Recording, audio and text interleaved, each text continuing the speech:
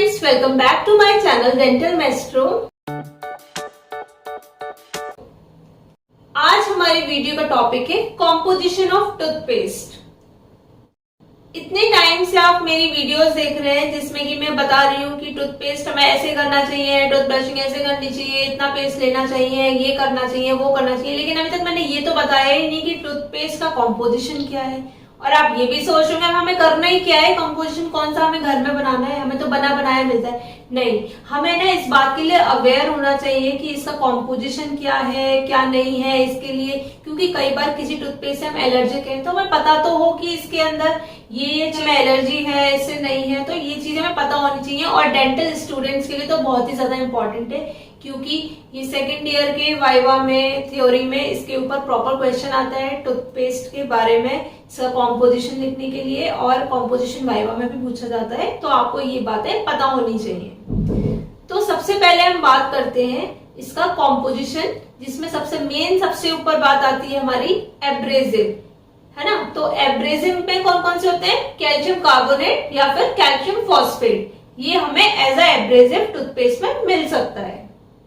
Next आता है हमारा इसका कॉम्पोजिशन में ह्यूमेक्टेंट्स। ह्यूमेक्टेंट्स में क्या आ गया, ग्लिसरीन। ग्लिसरीन क्या करता है, वहां पर हमें soothing as a soothing agent काम करता है, मॉइस्चर प्रोवाइड करता है।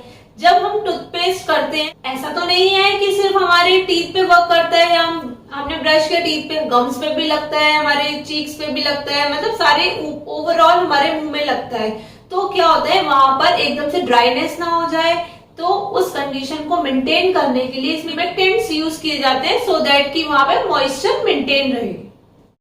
नेक्स्ट आता है इसका कॉम्पोजिशन बेंजोइक एसिड, जो कि एज अ प्रिजर्वेटिव यूज करते हैं। नॉर्मली आपने देखा होगा कोई हम हर्बल चीज, हर्बल पैक हम घर में बनाते हैं, वो 4-5 दिन के बाद वो खराब होने लगती है। क्यों? क्योंकि वो बिल्कुल नेचुरल है, हमने कोई इसमें प्रिजर्वेटिव यूज नहीं किया।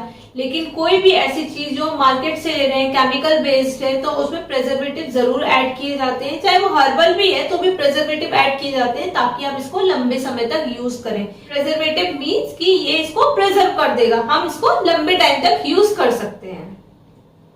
नेक्स्ट आता है इसका कॉम्पोजिशन में सोडियम कार्बोक्सी मिथाइल सेल्यूलोज, जो कि as a thickening agent use होता है। इसकी कॉम्पोजिशन में 20 to 40% वाटर होता है। नेक्स्ट आता है फोमिंग एजेंट। आपने जब भी आप ब्रश करते होंगे तो आपने देखा होगा फोम क्रिएट हो जाता है, जैसे आप नहाते हैं तो साबुन की झाग बनते हैं, जब झाग नहीं बन रही तो हमें फीलिंग ही नहीं आती कि कोई साबुन है। ऐसे ही टूथपेस्ट में भी फोमिंग एजेंट यूज होते हैं। एज अ फोमिंग एजेंट इसमें यूज होता है सोडियम लॉरेल सल्फेट। नेक्स्ट आता है हमारा फ्लेवरिंग एजेंट, उसमें हम मिंट यूज करते हैं। हम जब भी ब्रश करते हैं, यदि हमें मिंट वाला फ्लेवर नहीं आए, मतलब एक रिफ्रेशिंग सी फील ना आए, तब तक लगता ही नहीं कि हमने ब्रश किया, अपने दांत को साफ किया है ना। तो वो किसकी वजह से आता है, वो मिंट की वजह से आता है। स्वीटनिंग एजेंट, स्वीटनिंग एजेंट में कौन कौन से यूज करते हैं हम, सैक्रिन, सॉर्बिटॉल, मैनिटॉल, इसमें कोई भी शुगर यूज कर सकते हैं। ऐसा नहीं है कि तीनों कोई कंपनी कोई यूज कर रही है, कोई कंपनी कोई यूज कर रही है, तो उस ऐसे करके ये शुगर्स उसमें यूज की जाती है।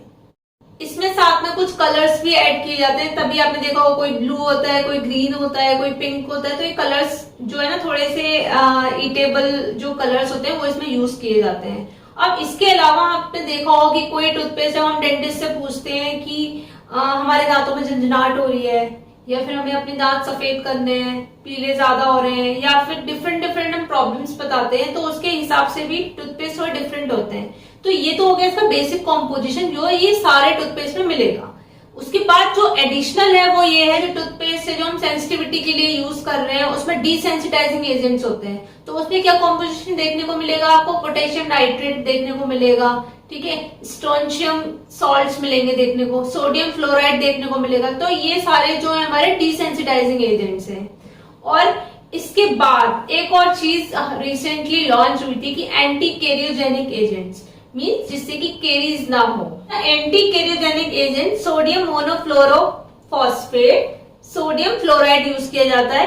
देखो as a anti caries agent तो यूज किया जाता है, लेकिन आपको अपनी हैबिट्स पे भी कंट्रोल करना होता है। मीन्स आपने कुछ ऐसा खाया जो स्टिकी है, दांतों पे चिपक रहा है, या उसको प्रॉपरली हटना जरूरी है, प्रॉपर क्लीनिंग जरूरी है, रात को सोने से पहले ब्रश जरूरी है, कहीं पे भी खाना फंस रहा है तो आपको निकालना बहुत जरूरी है, और कुल्ले करना बहुत जरूरी है। तो ये सारी हैबिट्स हम यदि ऐड कर लें तो हमारे दांतों में ऑटोमेटिकली केरीज जो है वो प्रिवेंट हो जाएगी, कैविटीज नहीं होंगी। होप कि आपको समझ में आया होगा कि इसका कॉम्पोजिशन क्या है, इसमें क्या क्या चीजें हैं। हम जो जब टूथपेस्ट यूज करते हैं हमें जो फीलिंग्स आती हैं तो वो इन सब चीजों की वजह से आती है कि रिफ्रेशिंग लग रहा है, हमारे दांत साफ कर रहा है, हमारे दांतों पे जो गंदगी जमा है उसको साफ कर रहा है। मैं हमेशा आपको यही बोलूंगी, टूथपेस्ट तो इम्पोर्टेंट है ही, साथ में टूथ ब्रशिंग टेक्निक सबसे ज्यादा इम्पोर्टेंट है। आपने प्रॉपरली क्लीनिंग नहीं की है, प्रॉपर टेक्निक फॉलो नहीं की है तो आपके दांत प्रॉपरली क्लीन नहीं होंगे। तो आपको टूथ ब्रशिंग टेक्निक अच्छे से सीखनी होगी और फिर उसके बाद क्लीनिंग करनी होगी। आपको फिर भी इससे रिलेटेड कोई और क्वेरी है तो आप मुझसे बेझिझक पूछ सकते हैं, कमेंट बॉक्स में आप मैसेज कर सकते हैं। Thank you for watching my video and don't forget to like, subscribe and share. Bye bye. Take care.